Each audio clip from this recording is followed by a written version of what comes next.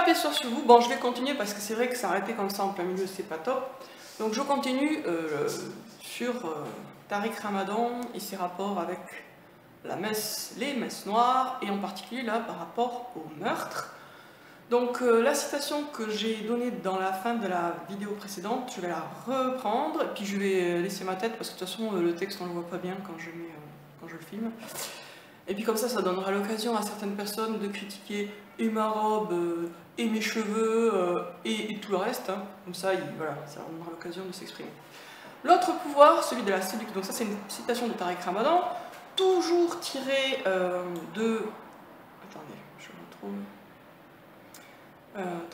une seconde, ouais, toujours tiré de l'autre en nous, toujours tiré du chapitre 7, c'est vraiment là qu'il a, au milieu du livre, qu'il a concentré toutes ces allusions à ces activités extra-islamiques, du type messe noire. Donc voilà la citation. L'autre pouvoir, celui de la séduction, de la passion et de l'instinct, accompagne le destin de l'homme et dévoile la nature de ses tensions, de ses contradictions, avec toujours d'implacables souffrances à endurer.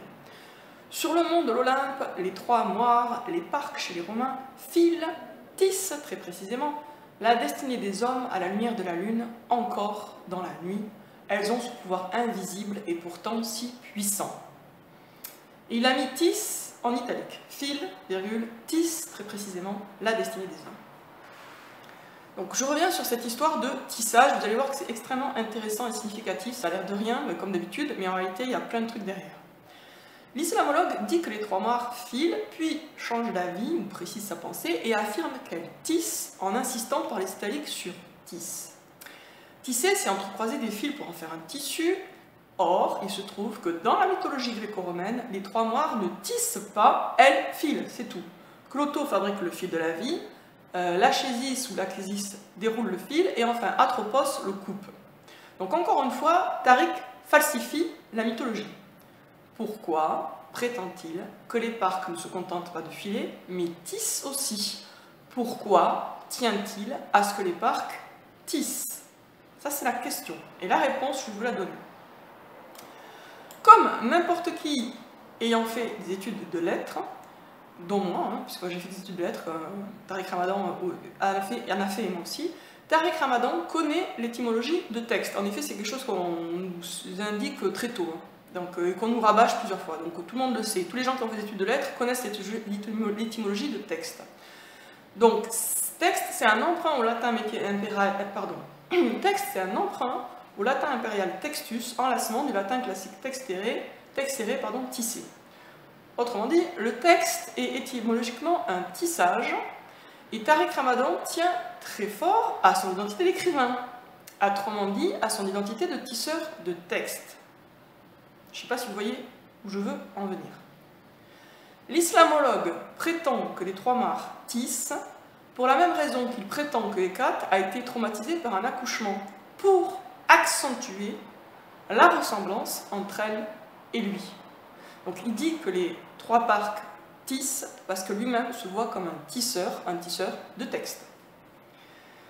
Tariq Ramadan s'identifie aux moires comme il s'identifie à Hécate, humblement, entre guillemets, il se voit en divinité, trônant sur le mont de l'Olympe, toujours aussi humblement, il croit qu'il manipule à la perfection ses lecteurs, qu'il tisse leur destinée en tissant ses textes.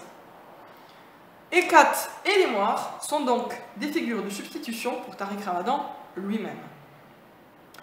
On retrouve d'ailleurs dans l'évocation des moires les mêmes thèmes et les mêmes formules que dans l'évocation d'Hécate. Donc Hécate, il était dit que c'était trois femmes en une, ça c'est dans la mythologie, Diane, Artémis et Hécate, c'est trois femmes en une. Les trois moires, ben, c'est trois femmes présentées comme indissociables, donc on retrouve l'idée de trois femmes en une pour Hécate et pour les trois moires. Hécate, Tariq Ramadan insistait sur le fait qu'elle a deux faces contradictoires, et les trois moires, il indique qu'elles ont des tensions et des contradictions. En tout cas, il est question de contradiction juste avant. Ensuite, Hécate, il était dit qu'elle protège la vie et donne la mort. Et les trois moires, eh ben, elles filent la vie et elles coupent le fil. Ça, c'est dans la mythologie. Elle file la vie et elle le coupe. Donc, elle donne la vie et la mort, de cette manière. Et pour Hécate, il était question des douleurs de l'accouchement. Et là, pour les trois moires, d'implacables souffrances à endurer. Pour Hécate, il était question de la nuit à la lumière de la lune, et pour les trois moires, de à la lumière de la lune, encore dans la nuit. Donc lui-même fait bien le lien entre Hécate et les trois moires, à la lumière de la lune, encore dans la nuit. Pour Hécate, Tariq Ramadan parlait de pouvoir insondable et fascinant, et pour les trois moires, il parle d'un pouvoir invisible et pourtant si puissant. Donc on retrouve l'idée d'un pouvoir fascinant et puissant, et invisible. Enfin, invisible pour les trois moires moins, mais bon. Il y a cependant une différence entre Hécate et les trois moires. Tariq dit explicitement à propos d'Hécate qu'elle donne la mort, donc qu'elle est une tueuse, tandis que pour les trois moires, il ne dit rien. L'allusion au meurtre est implicite, il faut connaître la mythologie pour la déceler.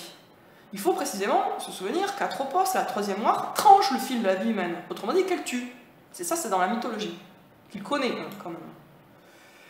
De la même manière que la figure tricéphale de Diane Artemis Hécate aide à donner la vie et donne la mort, la figure tricéphale d'Éparque file la vie et la coupe. L'allusion au meurtre est confirmée par l'insistance sur le pouvoir si puissant de ces trois créatures. Effectivement, le pouvoir de tuer, ce n'est pas rien. Tariq Ramadan est Atropos, la parque tueuse, au même titre qu'il est Hécate, la déesse tueuse. L'accouchement viol-meurtre auquel Tariq Ramadan fait ainsi allusion à plusieurs reprises se déroulait dans le cadre d'une messe noire, nous l'avons déjà dit, et maintenant nous pouvons le confirmer à la lumière de nouveaux éléments. 1. C'est uniquement dans ce type de cérémonie qu'on trouve des atrocités de ce genre. 2. Les deux passages parlent de magie, se changent en magicienne, femme sorcière. Or, les satanistes accomplissent des rituels magiques au cours de leur messe noire, sinon ça ne s'appellerait pas des messes. 3. Tariq Ramadan ne peut s'empêcher de prononcer les mots fatidiques messe noire, juste après avoir évoqué l'accouchement viol d'Ève, et cela sans qu'on puisse déceler un enchaînement logique entre le premier sujet apparent, l'accouchement d'Ève, et le second sujet apparent, le prétendu roman historique de Michelet. Je rappelle qu'en réalité ce n'est pas un roman mais un essai. Donc oui, ça c'est un truc à noter aussi, je l'ai dit plus haut dans le livre, dans le discours, c'est qu'en fait lui dit que c'est un roman historique, La sorcière de Michelet, alors que pas du tout, c'est un essai. Donc soit il l'a pas lu, soit il parle de roman parce qu'il veut projeter d'autres choses dessus. Revenons sur la transition, ou plutôt sur l'absence de transition. Ève donne la vie si noble avec tant de souffrance en accomplissant l'acte sexuel au moyen d'organes qui véhiculent à la fois l'intensité du désir et la honte des besoins naturels. Le pouvoir de l'ombre encore, troublant et au fond plus fort que tous les ordres et toutes les règles. Dans son roman historique La sorcière, l'écrivain français Michelet décrit les étapes de l'ascension de la femme sorcière au cœur de la nuit, à la lumière de la lune, avec les messes noires, le contre-pouvoir, le vrai pouvoir. Le lecteur passe de l'intensité du désir et la honte des besoins naturels au pouvoir de l'ombre, et du pouvoir de l'ombre à la sorcière de Michelet et aux messes noires. Apparemment, on saute donc du coq à l'âne, mais la logique qui manque en surface se trouve dans les profondeurs. D'un gros plan sur l'accouchement viol et les organes génitaux d'Ève, on passe ensuite par un zoom arrière à la cérémonie sataniste où l'accouchement eut lieu. Le premier passage, celui où Tariq parle d'Hécate, évoque donc le même événement que le deuxième passage, celui où Tariq parle de l'accouchement d'Ève, puis, sans transition, de la femme sorcière.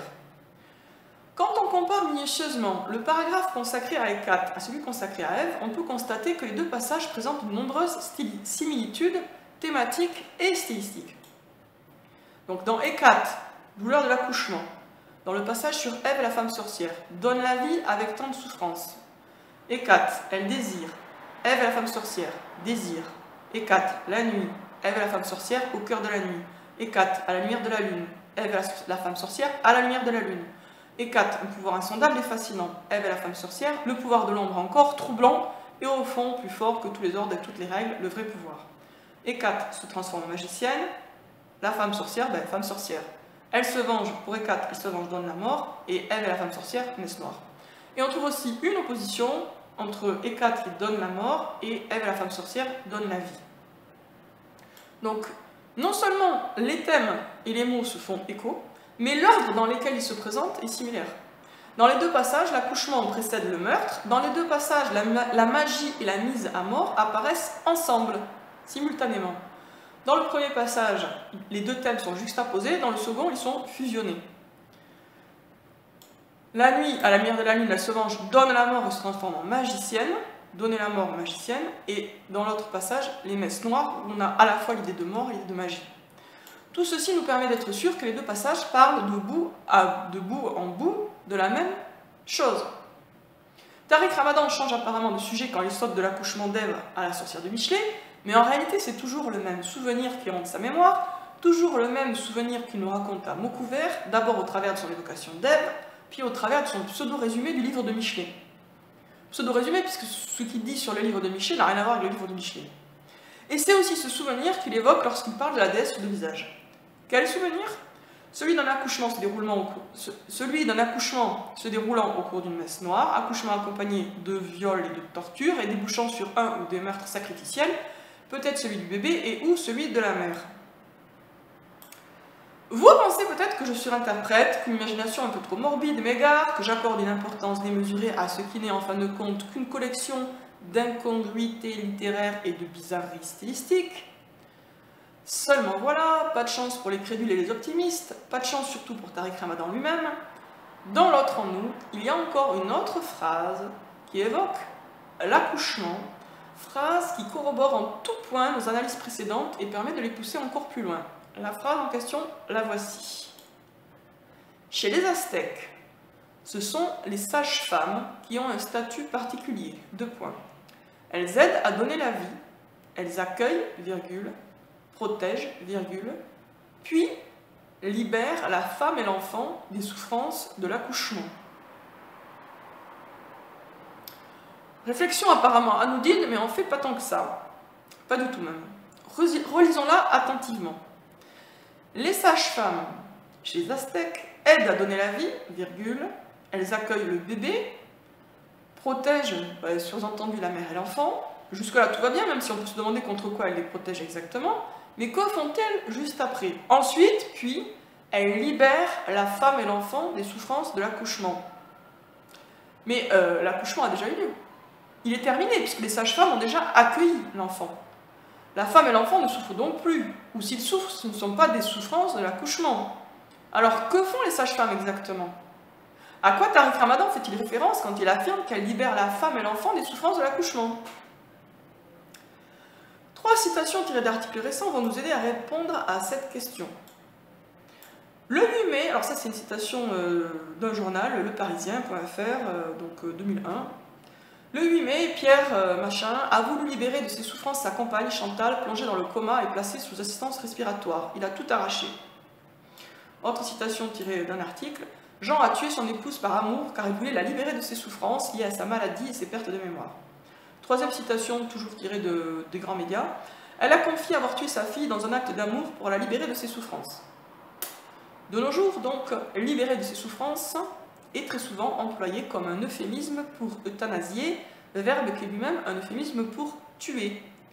Les sages-femmes aztèques remplissent donc un rôle pour le moins ambigu. Si elles aident à donner la vie, elles aident aussi, semble-t-il, à la quitter prématurément, juste après. Cette interprétation est validée par 2 remarques présentes là encore dans l'autre en nous, c'est toujours dans le même bouquin qu'on trouve tout. La douleur de l'enfantement associée au fait de donner la vie et de vivre est également la parabole la plus explicite des cycles de l'enchaînement et de la souffrance qu'il faut dépasser dans la tradition bouddhique. Vivre, c'est souffrir, relevait Schopenhauer et Nietzsche, imprégnés des enseignements bouddhiques. 2 citations tirées, encore une fois, de l'autre en nous. Donc ici, Tariq Ramadan associe la douleur de l'enfantement non seulement au fait de donner la vie, mais au fait tout bête de vivre. En effet, vivre, c'est souffrir, c'est ce que dit Nietzsche, et naturellement, Tariq Ramadan adhère à sa pensée sur ce point, comme sur d'ailleurs tous les autres.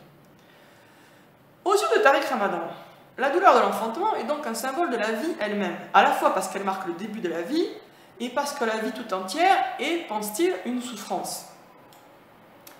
Ce qui nous conduit au point suivant.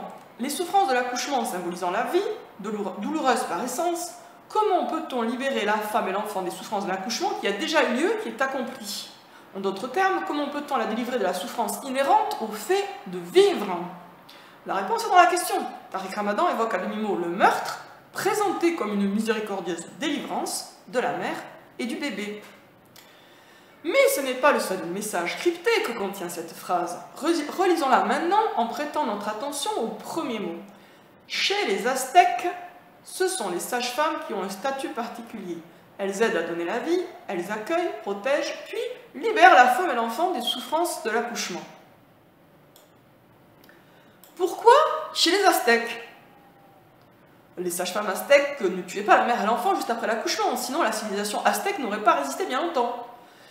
Les Aztèques sont toutefois bien connus pour leurs sacrifices humains, aussi nombreux que cruels.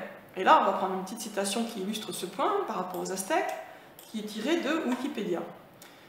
Les formes de sacrifice étaient variées, pendaison, crémation, mais la méthode la plus documentée est la cardiectomie, l'arrachement du cœur sur une victime encore vivante sur la pierre du sacrifice. Waouh! Sympa les Aztèques! Il est tout de même hyper significatif que Tariq Ramadan choisisse les Aztèques, peuple assoiffé de sang et friand de sacrifices humains particulièrement atroces, comme contexte pour évoquer, de la manière la plus subtile et subliminale qui soit, des sages-femmes à deux faces qui, après avoir rempli leur rôle traditionnel de sage-femme, tuent la mère et l'enfant. On sent bien qu'ici, il n'est pas question d'euthanasie. Le contexte nous crie sacrifice humain. Rappelons à ce stade que Tariq Ramadan s'identifie à Hécate, mais aussi à Socrate, le philosophe qui accouche les esprits. Alors, petite citation encore toujours de Tariq Ramadan. Dans sa quête de vérité, Socrate avait comparé sa méthode dialectique à un accouchement. Avec la maïotique, le philosophe se faisait sage-femme de l'esprit afin de faire accoucher son interlocuteur des idées qu'il ne savait pas posséder. Le philosophe était à l'esprit ce que la sage-femme était à l'enfant. Dans l'autre en nous, Tariq Ramadan s'identifie donc à deux sages-femmes, l'une au sens littéral, Hécate, et l'autre au sens métaphorique, Socrate. Deux sages-femmes dont l'une donne la mort dans un contexte rituel, car la déesse magicienne donne certainement la mort dans le cadre d'une cérémonie païenne, tout comme le font sans aucun doute ces sages-femmes aztèques imaginaires. Clairement, Tariq Ramadan s'identifie aussi aux sages-femmes aztèques. L'hypothèse de la messe noire avec accouchement, torture, viol et meurtre de la mère et du nouveau-né prend singulièrement de la consistance, vous ne trouvez pas? Messe noire où un certain islamologue suisse a joué le rôle principal, celui de l'accoucheur sacrificateur, autrement dit de l'assassin, et qu'il a tellement marqué qu'il éprouve le besoin d'en parler à mots couverts dans son livre le plus personnel, L'autre en nous. On notera avec intérêt que le paragraphe où se trouvent évoquées les sages-femmes aztèques commence par cette phrase « Le traumatisme est ancien ». Une phrase qui en contexte paraît quelque peu saugrenue, légèrement décalée. S'agirait-il d'une indication temporelle sur l'époque où s'est déroulée la messe noire traumatique qui hante Tariq Ramadan?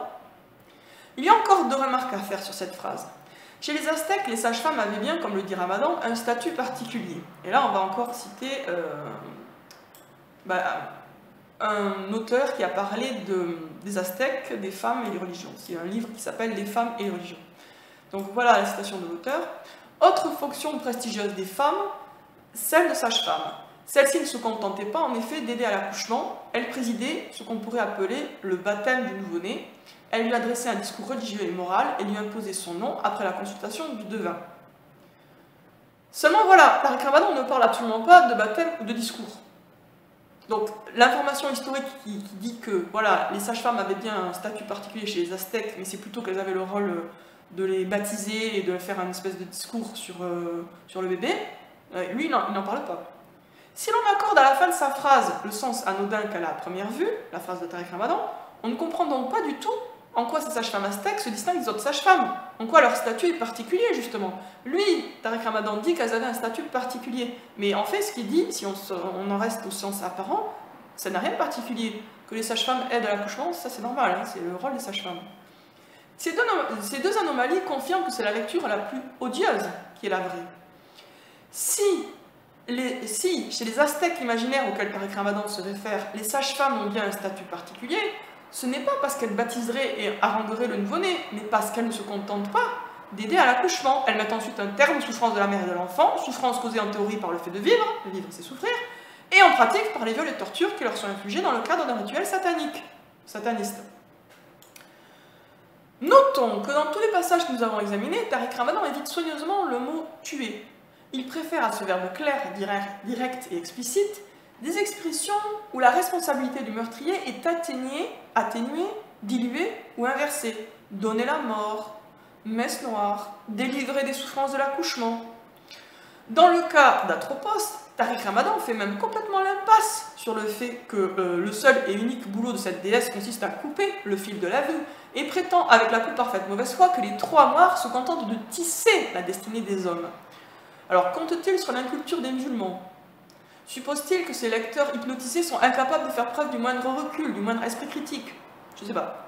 En tout état de cause, l'islamologue narcissique préfère s'imaginer en divinité donnant la mort, ou en sage-femme délivrant gentiment la mère et l'enfant de leur souffrance, ou encore en déesse tissant les destinées humaines, plutôt qu'en odieux assassin, même si c'est effectivement ce qu'il est. Alors, mais peut-être qu'à vos yeux, il est invraisemblable que les satanistes tuent un nouveau-né juste après sa naissance. Alors là, je donne une citation tirée d'un bouquin sur le satanisme qui montre que c'est effectivement un rituel qui se pratique. Le fait de... une femme accouche au cours du rituel, et là, vraiment, on le tue. Voilà. Et on le tue, et on lui arrache le cœur. Et après, on bouffe l'enfant. Donc je ne vais pas vous relire la citation complète, vous la trouverez dans mon livre si ça vous intéresse. C'est une citation précise, tirée de MK, Abus rituel et contrôle mental, d'Alexandre Le Breton, qui a fait un très bon livre sur le satanisme. C'est le livre le plus complet en français à 7 heures, il me semble. Donc ce témoignage ne remonte pas à plusieurs siècles, il est récent, tout récent même. C'était un témoignage sur ce type de messe noire, avec ce type de rituel. Il est donc avéré de cérémonial de naissance, je dois dire maintenant, puisque Tariq Ramadan m'a appris l'expression juste. Il est donc avéré que de nos jours, certains satanistes organisent leur rituel autour d'un accouchement suivi d'un meurtre, et puis après du cannibalisme, puisqu'ils sont très cannibales, ces gens.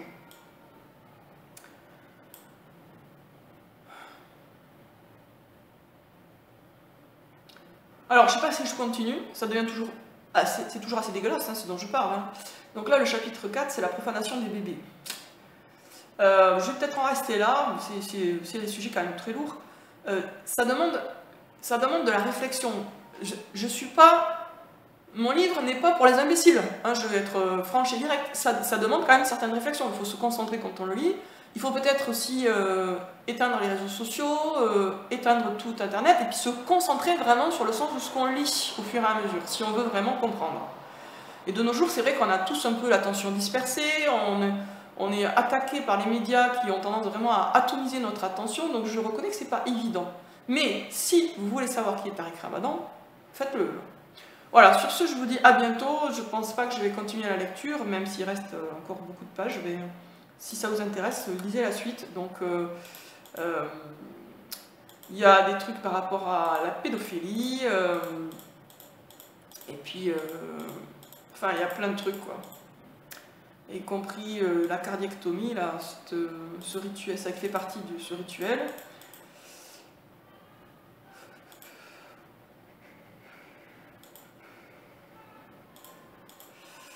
Ouais, donc pour l'instant j'en reste là, je verrai si je fais une troisième vidéo sur la suite. A bientôt les amis, bon courage.